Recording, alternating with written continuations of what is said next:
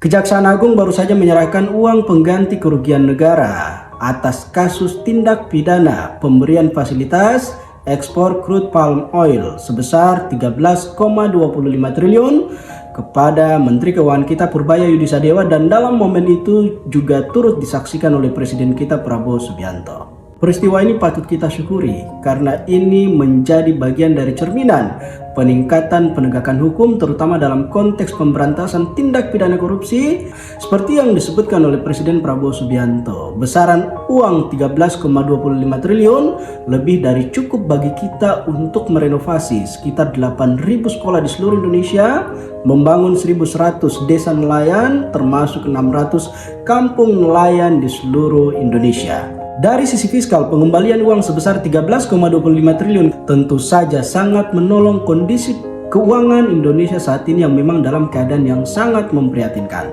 Kita tahu sampai dengan tanggal 30 September 2025 lalu, defisit fiskal kita mencapai angka 371,5 triliun. Artinya posisi keuangan negara saat ini memang masih dalam keadaan minus untuk membelanjakan seluruh program kerja pemerintah yang ada dalam APBN.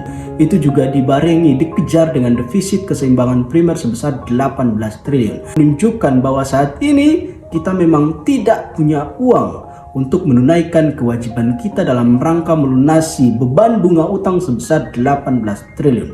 Oleh sebab itu kita harus mencari pinjaman baru dalam rangka hanya untuk membayar bunga utang lama yang menjadi kewajiban kita dalam APBN 2025. Apapun pilihan yang akan diambil oleh Presiden Prabowo Subianto dan juga Menteri Keuangan Purbaya Yudisadewa dalam rangka mengelola dan memanfaatkan uang sebesar 13,25 triliun itu, kita tentu saja berharap uang itu bisa dimaksimalisasi penggunaannya secara produktif dalam rangka untuk kemudian mengurangi beban-beban perekonomian, kemiskinan, pengangguran, kehilangan pendapatan yang saat ini dialami atau dirasakan oleh mayoritas masyarakat Indonesia. Yang pasti, kita mengapresiasi langkah Presiden Prabowo Subianto, Menteri Keuangan Purbaya dan juga Kejaksaan Agung terkait dengan koordinasi yang dibangun untuk meningkatkan penegakan hukum dalam rangka pemberantasan korupsi di Indonesia, di mana bisa mengembalikan posisi kerugian negara,